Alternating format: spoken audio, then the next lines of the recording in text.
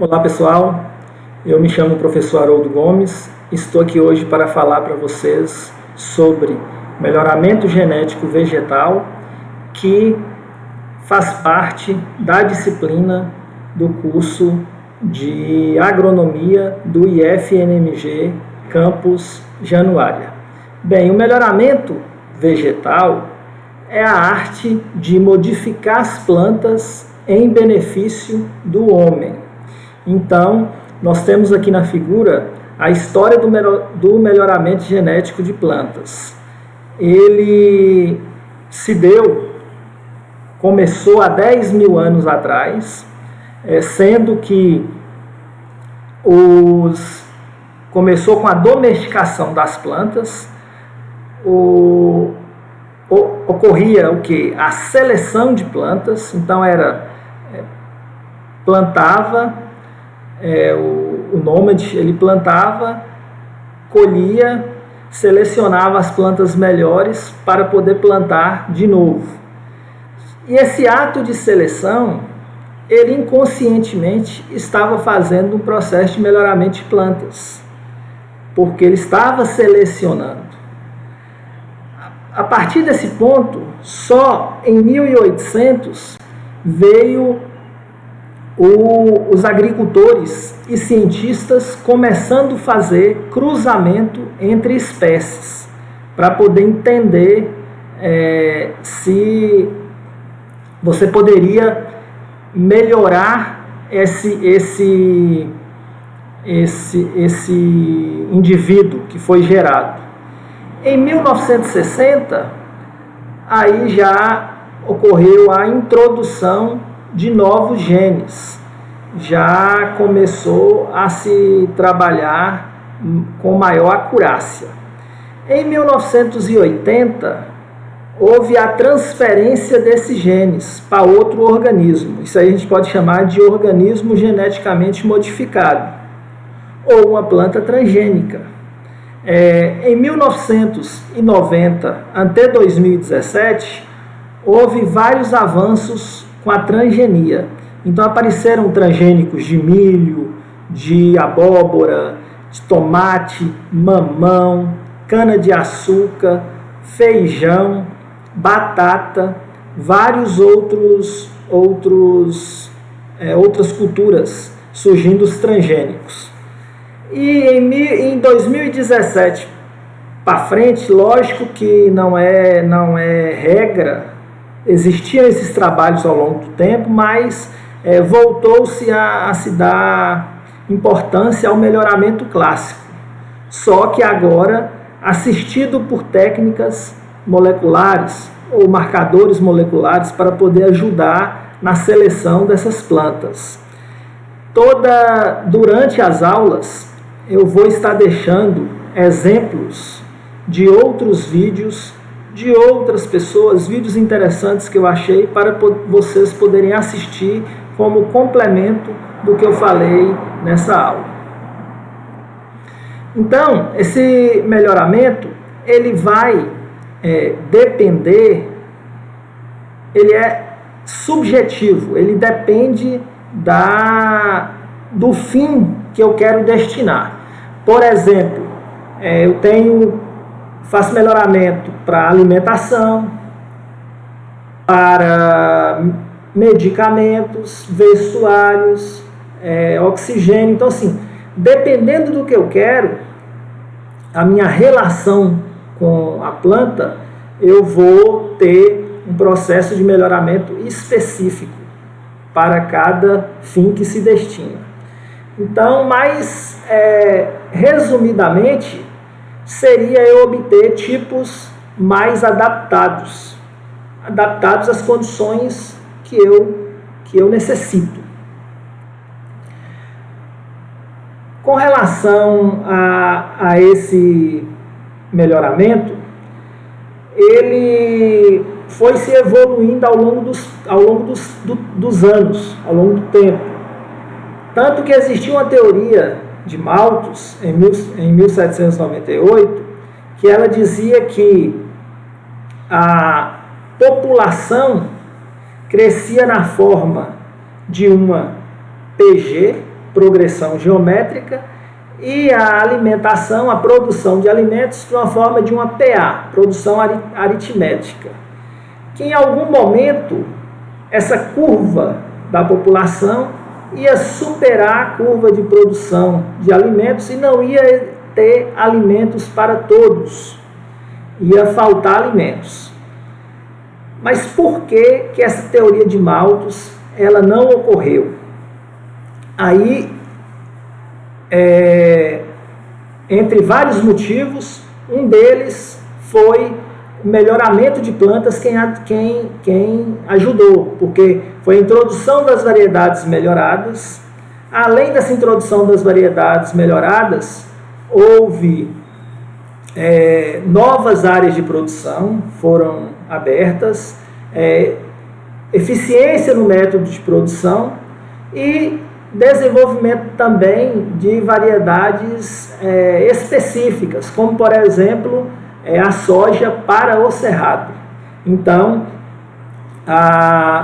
o melhoramento de plantas, ele contribuiu e contribui até hoje para a alimentação mundial. Então, o objetivo desse melhoramento, ele é aumentar a produtividade das culturas, produtividade por área. Além disso, a questão da qualidade, que é cultivares resistentes a pragas e a doenças, a estresse ambiental, estresse hídrico, altas temperaturas, você fazer uma cultivar específica para colheita mecanizada, adaptada a essa colheita. Então, tudo isso é o objetivo do melhoramento de plantas. Mas quais seriam as atividades que nós, melhoristas de plantas, desenvolvemos? Então, desenvolver novas variedades, que eu já tinha dito aqui, fazer pesquisa com recursos genéticos, que é o que? A conservação desse recurso genético para evitar uma erosão genética ou a perda de genes favoráveis, pesquisar técnicas de melhoramento novas ou adaptar as existentes às condições e treinar novos melhoristas. Qual que é a área de trabalho? Então eu tenho empresas privadas, instituições públicas, posso trabalhar tanto com pesquisa como extensão ou ensino. Mas uma das dificuldades nessa área de melhoramento de plantas é o que aparece nessa figura. É você ter que selecionar pelo fenótipo. E aí você se deparar com vários indivíduos e não saber qual é o melhor. Por isso que nós temos que utilizar aquelas técnicas que nós aprendemos na genética, que é o que? A biometria, a genética quantitativa, para ajudar nessa seleção, ou mesmo as técnicas moleculares. Então a base desse melhoramento é o que? Então eu tenho o fenótipo, que é o traço mensurável ou característico, é o que eu estou vendo, e tenho o genótipo, que é a composição genética desse organismo. Então ali eu tenho na figura 2, dois gêmeos. Então, apesar de eles serem gêmeos, tem a mesma composição genética, o fenótipo é diferente. Um é magro e o outro mais gordinho. Por quê? Por causa porque o fenótipo é diferente, por causa da questão ambiental. Um gosta de comidas mais calóricas e o outro gosta de fazer exercício. Então, um gosta de consumir energia e o outro de gastar energia, fazendo com que eles fiquem fenotipicamente diferentes, como tem também a cor do olho nessa figura 1. Então esse fenótipo é o que? Seria o genótipo mais o ambiente mais a interação desse genótipo ambiente. Como que funciona essa interação? Então, se eu tiver uma alta interação, esse genótipo ele é recomendado para apenas um local, só o local que ele se comporta melhor. Se eu tiver uma baixa interação, ele é recomendado para todo o país. Então, eu tenho que identificar essa interação genótipo-ambiente fazendo testes, mais de um genótipo e mais de um ambiente, para ver que fator é que está interferindo na expressão desse gene. Então, ali eu tenho essa figura A, que tem a produtividade em 2 ambientes. Então, a figura A, cultivar 1 e a cultivar 2, ela tem uma interação nula, como nós já vimos já lá na genética, quando eu tenho como calcular esse valor aí dessa diferença, C1 para C2, se ele for idêntico no ambiente 1 e no ambiente 2, a interação é 0, como é o caso desse gráfico A. O gráfico B, como deu uma diferença para os ambientes, uma diferença de comportamento da C1 para C2, tem baixa interação. E o gráfico C é alta interação porque houve uma inversão.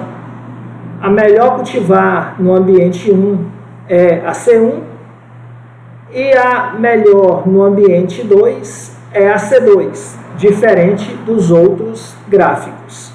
E ali eu tenho na figura 2 uma foto de grão de pólen de goiaba, onde na mesma planta eu encontro grãos de pólen com diferentes formatos. Isso é uma interação genótipo-ambiente.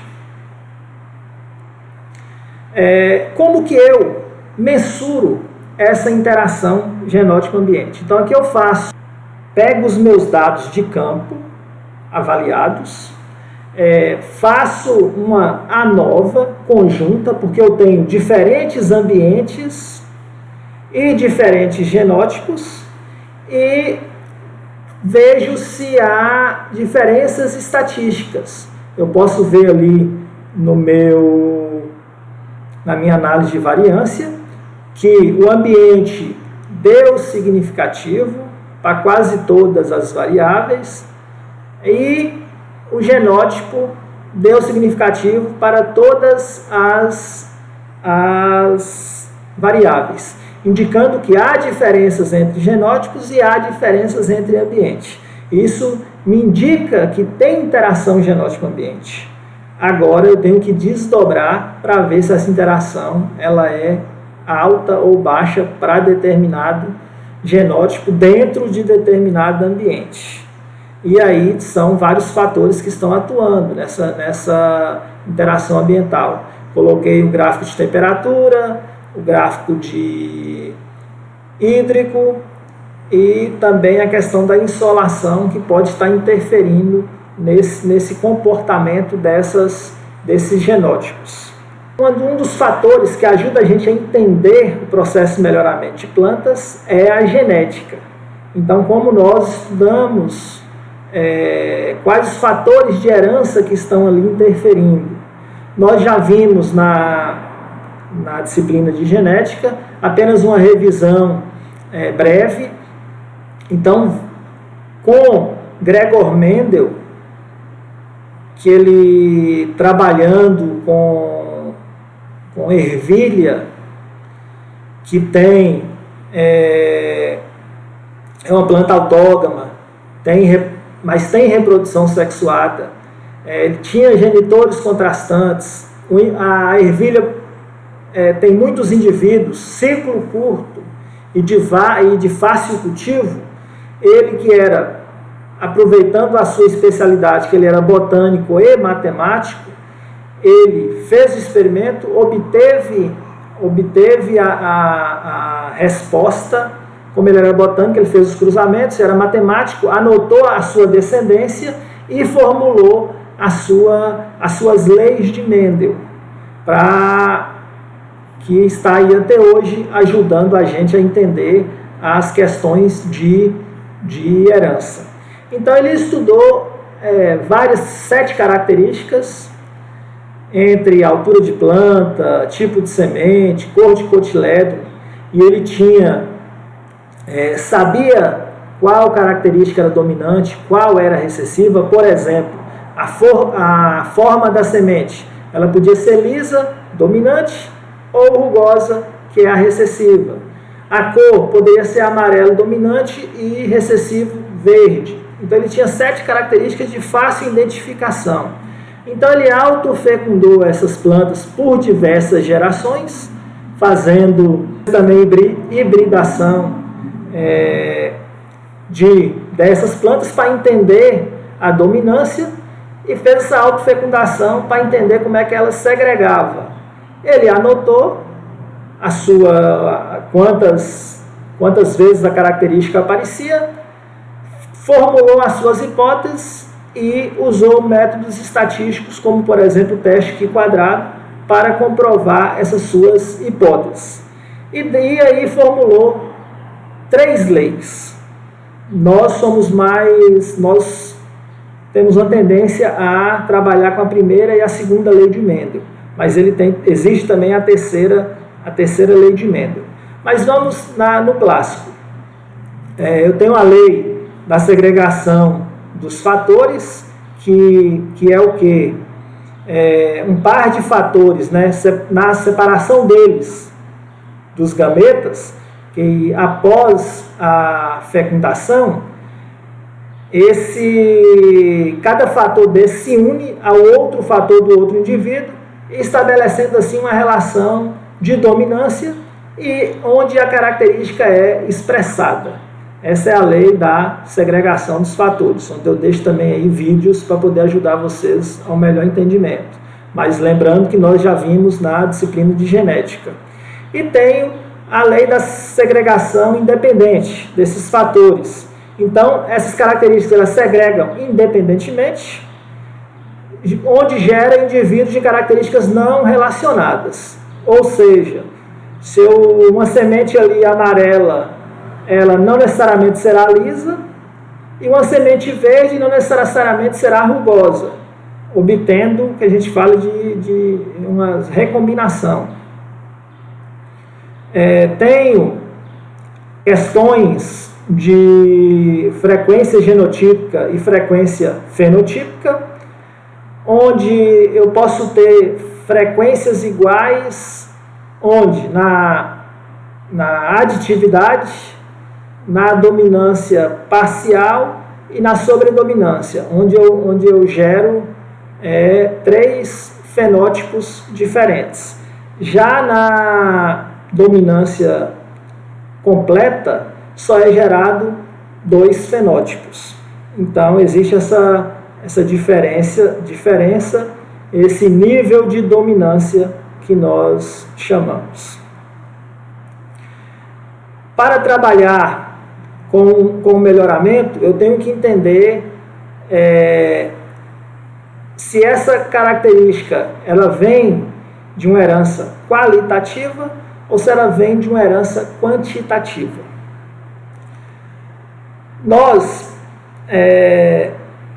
O sonho de todo melhorista seria trabalhar com heranças qualitativas, porque é controlado por 1 ou 2 genes, é visualmente fácil de identificar, então as classes fenotípicas são distintas, e esses genes quase não sofrem influência do ambiente. Por exemplo, cor de flor. Entretanto, as características mais estudadas do melhoramento, como produtividade, ela é uma de herança quantitativa, ou seja, existem classes fenotípicas com distribuição contínua, onde ela é influenciada por vários genes, e cada gene desse contribui com um pequeno efeito para o todo da característica. além disso, sofre grande influência do ambiente. Aí, além da produtividade, a gente pode citar rendimento de grãos, altura de plantas e outros. Com isso, para trabalhar com essas características de herança quantitativa, eu tenho que promover experimentos elaborados onde eu tento minimizar essa influência ambiental no genótipo que eu estou avaliando. Então, o que eu tinha que falar por hoje era isso, pessoal. Eu agradeço e até a próxima.